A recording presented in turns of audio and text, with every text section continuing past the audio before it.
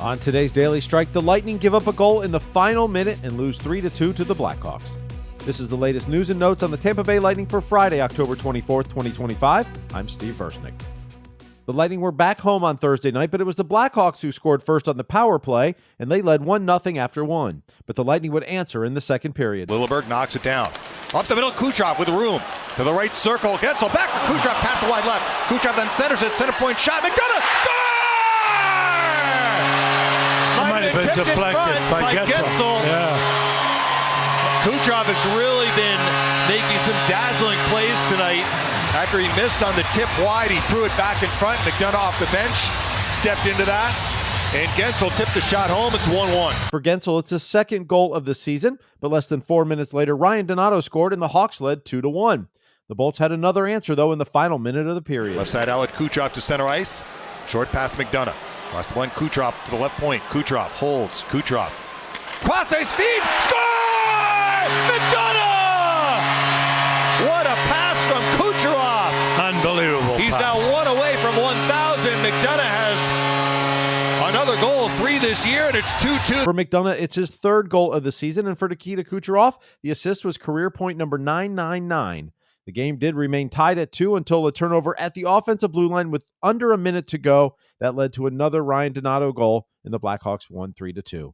Despite the loss, head coach John Cooper liked a lot about their game. Actually, I liked a lot about our game. Didn't like the penalties we took. Thought we took some careless penalties that put us in a little bit of peril in the third. And I didn't like our last minute, and I didn't like the result. Everything else, there was, a ton of positives to take out of the game.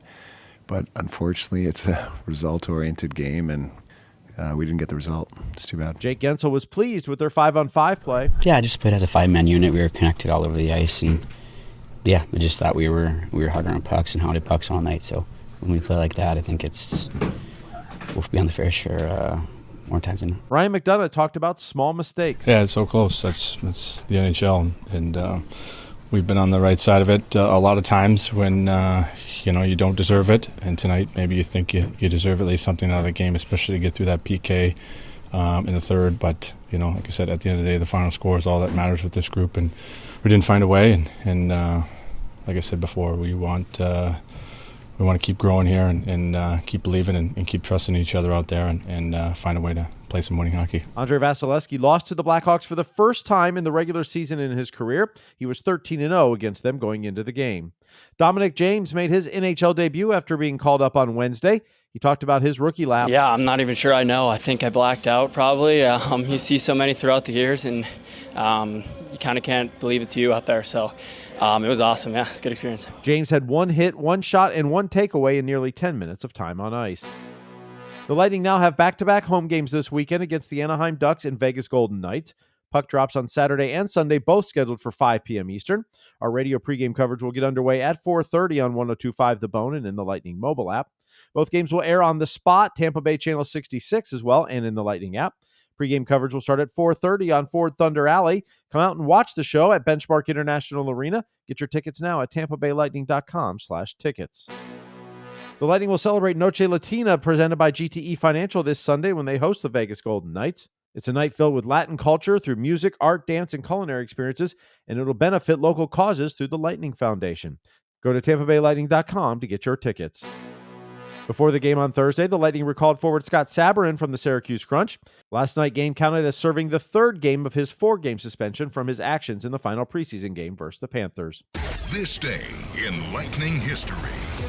It was on this date in 2014. Johnson back for Drouin, just out of his reach. Drouin gets it again. Behind the net, Nikita Kucherov.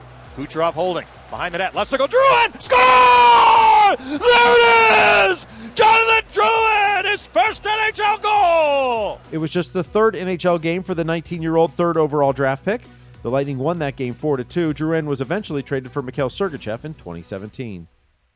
The Syracuse Crunch will host the Utica Comets tonight. The Crunch suffered their first loss on Wednesday night. They are 4-1 on the season. Orlando Solar Bears lost 5-3 to the Atlanta Gladiators. Orlando got a goal from Milo Rollins and 2 from Reese Newkirk. The Solar Bears will play in South Carolina next Wednesday. Thank you for listening to the Daily Strike for Friday, October 24th, 2025.